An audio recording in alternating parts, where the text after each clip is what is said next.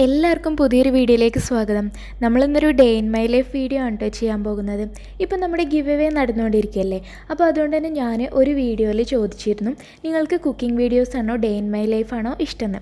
അപ്പോൾ അതിലൊരു 60% ആൾക്കാരും പറഞ്ഞത് കുക്കിംഗ് വീഡിയോസാണ്, എന്നാൽ 40% ആൾക്കാർ ഡേ ഇൻ മൈ ലൈഫ് ഇഷ്ടമാണെന്ന് പറഞ്ഞിരുന്നു. അപ്പോൾ ഞാൻ വിചാരിച്ചു ഞാൻ ഈ നോമ്പിന് ഇതുവരെ ഡേ ഇൻ മൈ ലൈഫ് ചെയ്തിട്ടില്ല, അപ്പോൾ നമുക്കിത് ചെയ്യാമെന്ന് വിചാരിച്ചു. കൂടുതലായിട്ടൊന്നുമില്ല, നമ്മുടെ നോമ്പ് തുറക്കുമ്പോഴേക്കുള്ള പ്രിപ്പറേഷൻസും അതിൻ്റെ ഫുഡ് ഐറ്റംസും അതിൻ്റെ റെസിപ്പീസൊക്കെയാണ് കേട്ടോ കാണിക്കാൻ പോകുന്നത്. അപ്പോൾ ഇത് ഞങ്ങൾ റൂമിൽ നിന്ന് പുറത്തേക്ക് നോക്കുമ്പോഴുള്ളൊരു വ്യൂ ആണ് കേട്ടോ. ഞങ്ങൾ അബുദാബിയിലാണ് താമസിക്കുന്നത്, ഒരു റെസിഡൻഷ്യൽ ഏരിയയിലാണ് കേട്ടോ നമ്മൾ താമസിക്കുന്നത്. പിന്നെ ഇപ്പോൾ കൊറോണ കാരണം പുറത്ത് പോകാനും പറ്റില്ലല്ലോ. ഏകദേശം 2.5 മാസത്തോളം ഞാനും മോനൊക്കെ ഒന്ന് പുറത്ത് പോയിട്ട്.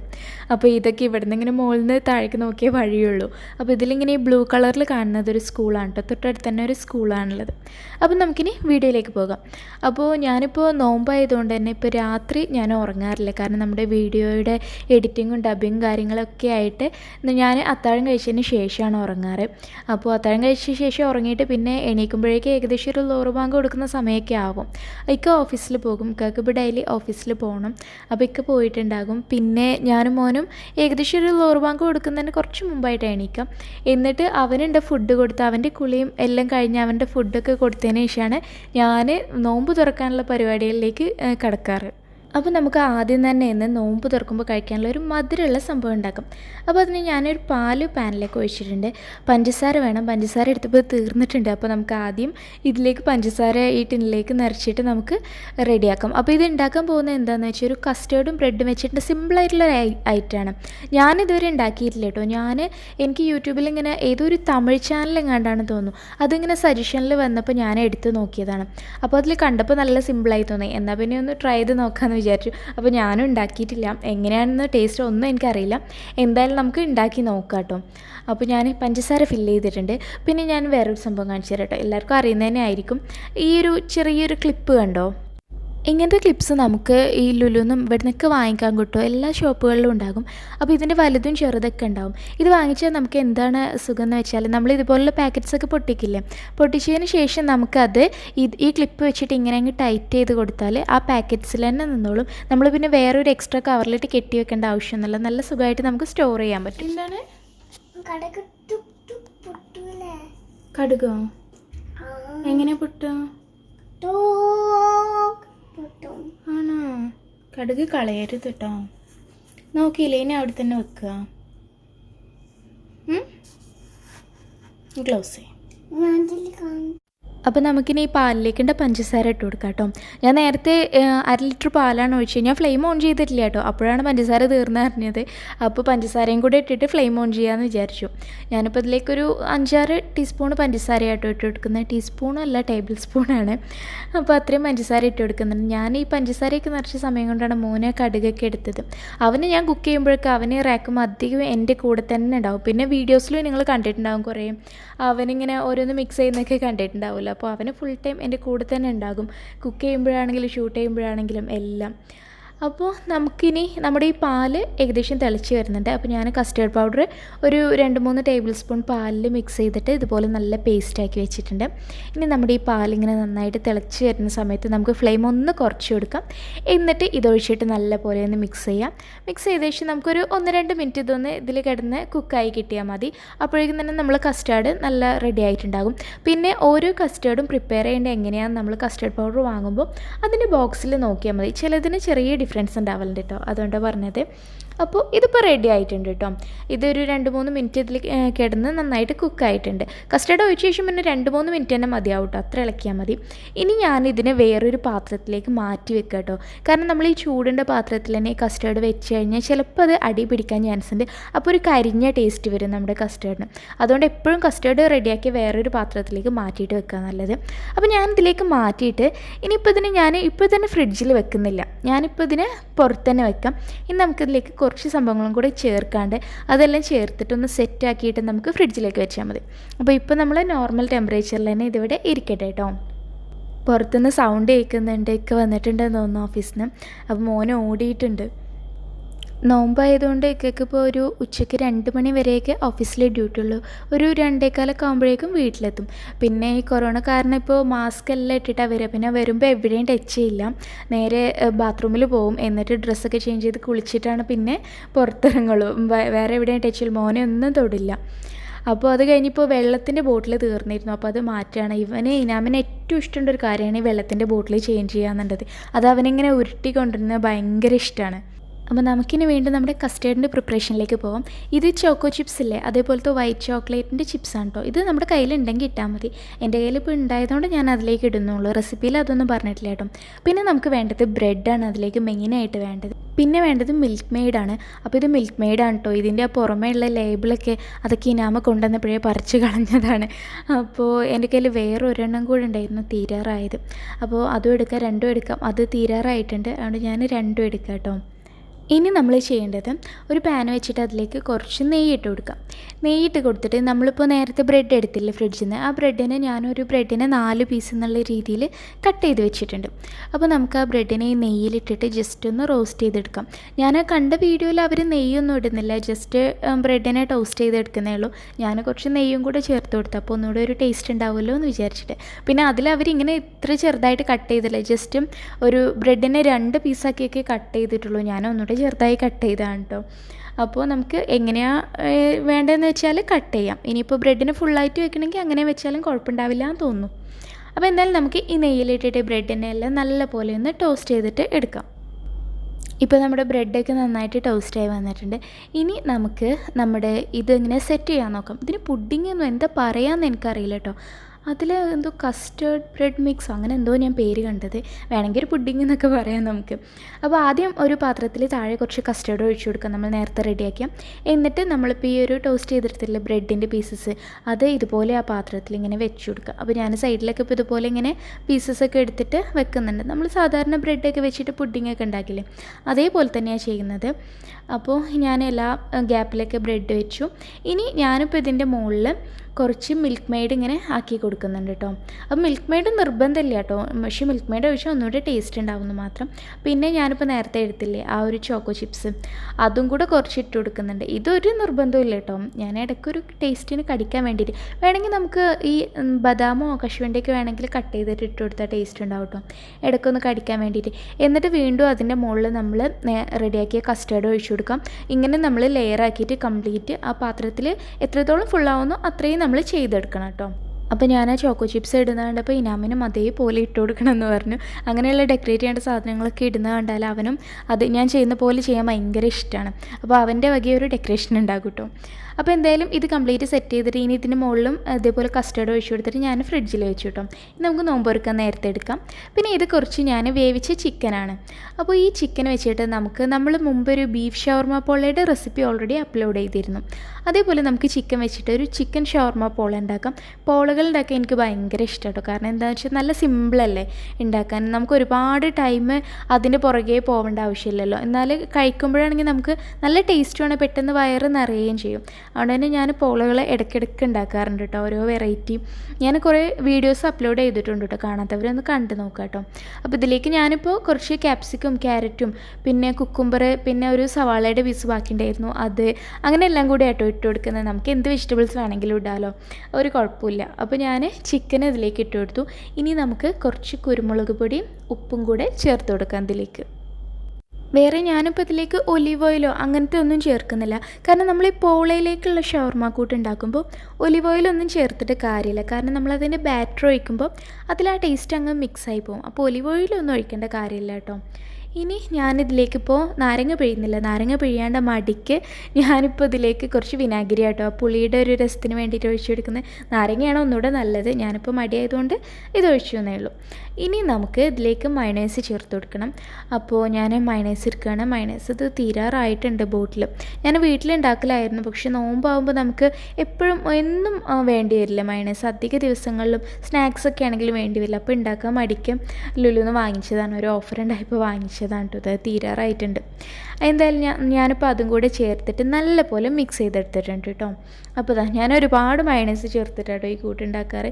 നിങ്ങൾക്ക് എത്രയാണ് ഇഷ്ടമെന്ന് വെച്ചാൽ അതിനനുസരിച്ച് ചെയ്താൽ മതി. പിന്നെ ഇതിൻ്റെ റെസിപ്പി ഞാൻ അങ്ങനെ വല്ലാണ്ട് വിവരിച്ച് പറയാത്തത് ഓൾറെഡി ഞാൻ അപ്ലോഡ് ചെയ്തതാണ്. അപ്പോൾ പിന്നെ കൂടുതൽ പറയേണ്ട ആവശ്യമില്ലല്ലോ. ഇനി ഞാൻ അതിലേക്കുള്ള ബാറ്റർ റെഡിയാക്കുകയാണ്. അപ്പോൾ ഇതിൻ്റെ റെസിപ്പി കാണാത്തവർ കാണാൻ മുകളിൽ ലിങ്ക് വരുന്നുണ്ട് കേട്ടോ. അപ്പോൾ ആ ബാറ്റർ ഞാൻ അടിച്ചെടുത്തു. എന്നിട്ട് അതിലേക്ക് നമ്മൾ ആവശ്യത്തിൻ്റെ മൈദപ്പൊടിയും കൂടെ ചേർത്ത് കൊടുക്കുകയാണ്. അപ്പോൾ മൈദപ്പൊടിയും കൂടെ ചേർത്തിട്ട് നമുക്കിനി ഇതിനെ നന്നായിട്ടൊന്ന് മിക്സ് ചെയ്തെടുക്കണം. എന്താ മിക്സ് ചെയ്യണേ?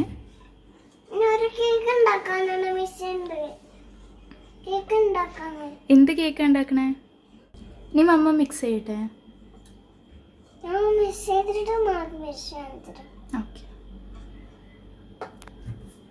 Thank you. അങ്ങനെ നമ്മൾ ഈ ബാറ്ററിൽ മൈദ ചേർത്തത് നല്ലപോലെ മിക്സ് ചെയ്തിട്ടുണ്ട്. ഇനാമിൻ്റെ വകയും എൻ്റെ വകയും മിക്സിങ് കഴിഞ്ഞിട്ടുണ്ട് കേട്ടോ. അപ്പോൾ നമ്മൾ അതിന് ശേഷം നമ്മുടെ പോള ഇതിലെല്ലാം ഒഴിച്ച് മസാലയൊക്കെ ഇട്ട് സെറ്റാകാൻ വെച്ചു. ഇനി നമുക്ക് രാത്രിയിലേക്കുള്ള കറി റെഡിയാക്കാം. അപ്പോൾ ഞാനിപ്പോൾ റെഡിയാക്കുന്നത് ചിക്കൻ കറിയാണ്. നമ്മുടെ വറുത്തരച്ച ചിക്കൻ കറിയില്ലേ, അതാണ്. അപ്പോൾ ഞാൻ കുറച്ച് ഓയിൽ ഒഴിച്ചിട്ട് കറിവേപ്പില ഇട്ട് കൊടുത്തിട്ടുണ്ട്. ഇനി നമ്മുടെ സവാള കട്ട് ചെയ്തതും കൂടെ കുറച്ചിട്ട് കൊടുത്തു. പിന്നെ കുറച്ച് ഉപ്പും കൂടെ ചേർത്ത് കൊടുത്തു കേട്ടോ. ഇനി അതിനെ ജസ്റ്റ് ഒന്ന് വഴറ്റിയിട്ടെടുക്കാം. അതിനുശേഷം നമുക്ക് ജിഞ്ചർ ഗാർലിക് പേസ്റ്റ് ചേർത്ത് കൊടുക്കാം. അത് ഞാനൊരു 1.5 സ്പൂണൊക്കെ ചേർത്ത് കൊടുക്കുന്നുണ്ട്. അതിനെ ഒന്ന് വഴറ്റിയിട്ടെടുക്കാം. എന്നിട്ട് നമുക്കിനി ഇതിലേക്കുള്ള പൊടികൾ ചേർക്കാം. അപ്പോൾ കുറച്ച് മഞ്ഞൾപ്പൊടി, പിന്നെ ഞാൻ കുറച്ച് മല്ലിപ്പൊടിയാണ് ചേർക്കുന്നത്. അതിനുശേഷം മുളക് പൊടി. ഇത്രയും പൊടികളാണ് ഇപ്പോൾ ചേർത്ത് കൊടുക്കുന്നത്. ഇതെല്ലാം കൂടി ചേർത്തിട്ട് പൊടികളിലേക്ക് പച്ചമണം മാറുന്നവരെ നല്ലപോലെ ഒന്ന് മിക്സ് ചെയ്തിട്ട് എടുക്കണം. ഇനി നമുക്ക് ഇതിലേക്ക് നമ്മൾ തക്കാളി കട്ട് ചെയ്ത് വെച്ചിട്ടുണ്ട്. അപ്പോൾ തക്കാളി ചേർത്ത് കൊടുക്കാം. അതിനുശേഷം നമുക്ക് അതും കൂടെ ഒന്ന് വഴറ്റിയിട്ട് നമ്മൾ നേരത്തെ റെഡിയാക്കി വെച്ച് ചിക്കനില്ലേ അത് ഇട്ട് കൊടുക്കാം. അപ്പോൾ ഞാനിപ്പോൾ ഇതിലേക്ക് ചിക്കൻ കറിയിലേക്ക് ഞാൻ ചപ്പാത്തിയാണെന്ന് ഉണ്ടാക്കുന്നത്. അതുണ്ടാക്കുന്നത് ഞാൻ ഷൂട്ട് ചെയ്തിട്ടില്ല കേട്ടോ. ഇപ്പോൾ എല്ലാവർക്കും അറിയുന്ന കാര്യമല്ലേ. ഇനി നമുക്കിതിലേക്ക് കുറച്ച് ആവശ്യത്തിന് വെള്ളം കൂടി ഒഴിച്ചു കൊടുത്തിട്ട് ഇത് കുക്കർ അടിച്ച് വെക്കണം. എന്നിട്ട് നമുക്ക് ചിക്കൻ വേവിച്ചെടുക്കണം. അപ്പോൾ അതിന് മുമ്പായിട്ട് കുറച്ച് മല്ലിയില അരിഞ്ഞതും കൂടെ ചേർത്ത് കൊടുക്കുന്നുണ്ട്. മല്ലിയില ചേർത്ത് കൊടുത്താൽ നല്ലൊരു ടേസ്റ്റ് കേട്ടോ. വറുത്തരച്ച കറിയാണെങ്കിലും മല്ലിയില ചേർത്താൽ നല്ല ടേസ്റ്റാണ്. ഇപ്പം നമ്മുടെ പോള നേരത്തെ തീ ഓഫ് ചെയ്ത് വെച്ചിരുന്നു. എന്നിട്ട് കുറച്ചൊന്ന് ചൂട് പോയ ശേഷമാണ് ഞാനിത് തിരിച്ചിട്ട് കൊടുക്കാറ് കേട്ടോ. അപ്പോൾ ഞാൻ വേറൊരു ഫ്രൈങ് പാനിലേക്ക് തിരിച്ചിട്ട് കൊടുത്തിട്ടുണ്ട്. ഇത് ബാക്കിലേക്ക് നല്ല അടിപൊളിയായിട്ട് നമുക്ക് കിട്ടിയിട്ടുണ്ട്. അപ്പോൾ ഞാൻ ഇതിവിടെ വെച്ചിട്ടുണ്ട്. അപ്പോൾ ഈ ഒരു സമയം കൊണ്ട് നമുക്ക് നമ്മുടെ ഗിവ് എവേയുടെ ക്വസ്റ്റ്യൻ എന്താണെന്ന് അറിയേണ്ടത് ഇന്നത്തെ ക്വസ്റ്റ്യൻ ഇതാണ്. നമ്മുടെ ഈ ഒരു വ്ലോഗ് ഇപ്പോൾ നിങ്ങൾ കണ്ടിട്ടുണ്ടാവുമല്ലോ, കണ്ടുകൊണ്ടിരിക്കുകയായിരിക്കും. അപ്പോൾ ഇതിൽ ഞാനിപ്പോൾ ഒരു 3-4 റെസിപ്പീസ് സാധനങ്ങൾ ഉണ്ടാക്കുന്നുണ്ട്. അതിൽ നിങ്ങൾക്ക് ഏറ്റവും ഫേവറേറ്റ് ആയത് എന്താണെന്നാണ് നമ്മുടെ ഇന്നത്തെ ക്വസ്റ്റ്യൻ. പിന്നെ നിങ്ങൾക്ക് എന്തെങ്കിലും സജഷൻസ് ഉണ്ടെങ്കിൽ അതും കൂടെ കമൻറ്റ് ചെയ്യാം കേട്ടോ. ഇപ്പോൾ നമ്മുടെ ചിക്കനൊക്കെ വെന്ത് വന്നിട്ടുണ്ട്. അപ്പോൾ ഞാൻ കുക്കർ ഓപ്പൺ ചെയ്തു. നമ്മുടെ കറി ഇങ്ങനെ തിളച്ചുകൊണ്ടിരിക്കുക. ഈ സമയത്ത് ഞാൻ വറുത്തരച്ച തേങ്ങ വറുത്ത തേങ്ങ മിക്സിയിൽ അടിച്ചെടുത്തിട്ട് ഇതിലേക്ക് ചേർത്ത് കൊടുത്തിട്ടുണ്ട്. അപ്പോൾ ഈ തേങ്ങ ഞാൻ ഒരു റംസാൻ ടിപ്സ് പറഞ്ഞിരുന്നില്ലേ, അതിൽ ഞാൻ പറഞ്ഞിരുന്നില്ല തേങ്ങ നമ്മൾ നേരത്തെ വറുത്തിട്ട് ഒരു ബോട്ടിലാക്കി വെച്ചാൽ മതി. അങ്ങനെ ഞാൻ ആക്കി വെച്ചിരുന്ന കേട്ടോ. അതുകൊണ്ട് തന്നെ പെട്ടെന്ന് അതെടുത്തിട്ട് അരച്ചിട്ടങ്ങ് ഒഴിച്ചാൽ മതി. പിന്നെ ഞാൻ കുറച്ച് കറിവേപ്പിലയും കൂടി ഇട്ട് ഒന്ന് തിളപ്പിച്ചെടുത്തപ്പോൾ നമ്മുടെ കറി റെഡിയായി.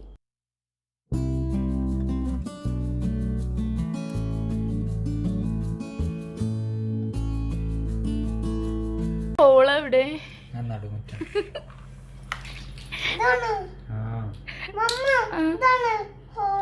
അതെന്താ അവിടെ? വീടിന്റെ നടുവിൽ അങ്ങനെ ഹോളൊന്നും ഉണ്ടാവില്ല. അങ്ങനെ ഉണ്ടാവില്ല. അപ്പൊ പറ്റിച്ചാണ് എന്നെ.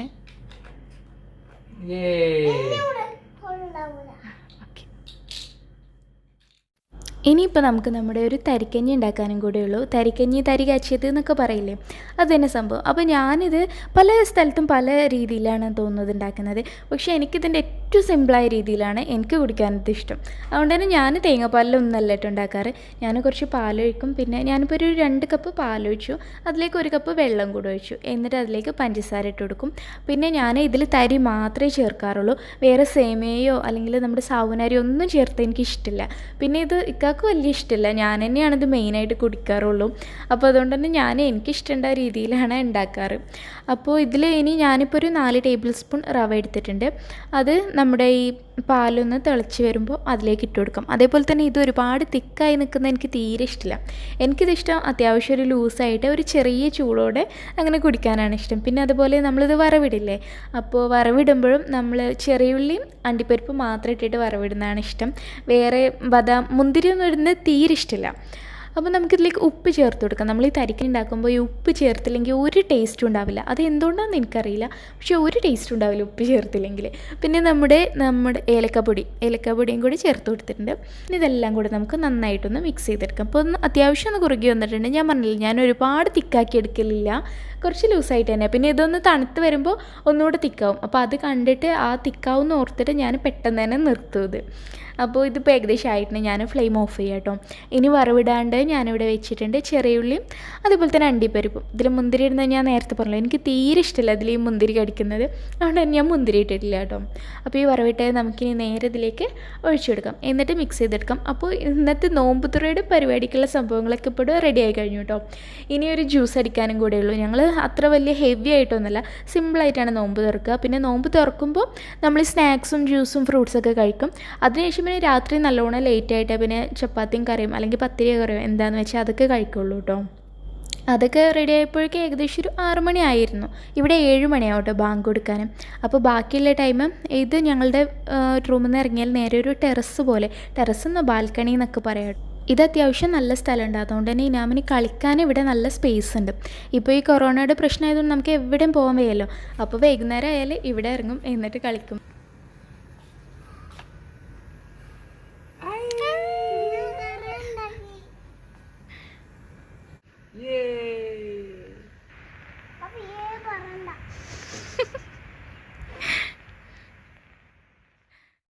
ഇപ്പോൾ ഏകദേശം ഒരു 6:45 കേട്ടോ. അപ്പോൾ ഞാൻ ജ്യൂസ് അടിക്കുകയാണ്, ഓറഞ്ച് ജ്യൂസാണ്. ഇപ്പോൾ നമുക്ക് ഏറ്റവും വേണ്ട ഇമ്മ്യൂണിറ്റി പവർ അല്ലേ, അപ്പോൾ വിറ്റമിൻ സി ഓറഞ്ച് ജ്യൂസാണ് അടിക്കുന്നത്. അത് നമ്മൾ എല്ലാം സെറ്റ് ചെയ്ത് വെക്കുകയാണ്. ബാങ്ക് കൊടുക്കാൻ ഏകദേശം ടൈം ആയി തുടങ്ങിയിട്ടുണ്ട്. അപ്പോൾ ഇതൊക്കെ കേട്ടോ നമ്മുടെ സംഭവങ്ങൾ. നമ്മുടെ ഷവർമ പോള, പിന്നെ തരിക്കഞ്ഞി, പിന്നെ കുറച്ച് ഫ്രൂട്ട്സ് കട്ട് ചെയ്ത് വെച്ചിട്ടുണ്ട്. പിന്നെ നമ്മുടെ നേരത്തെ ഉണ്ടാക്കിയ കസ്റ്റേർഡിൻ്റെ മിക്സ്. അതെന്താണെന്ന് അറിയാൻ എനിക്ക് ഭയങ്കര ഒരു ആകാംക്ഷയുണ്ട് കേട്ടോ. കഴിച്ചിട്ടില്ലല്ലോ, അപ്പോൾ ടേസ്റ്റ് എങ്ങനെയുണ്ടെന്നൊക്കെ അറിയാൻ വേണ്ടി.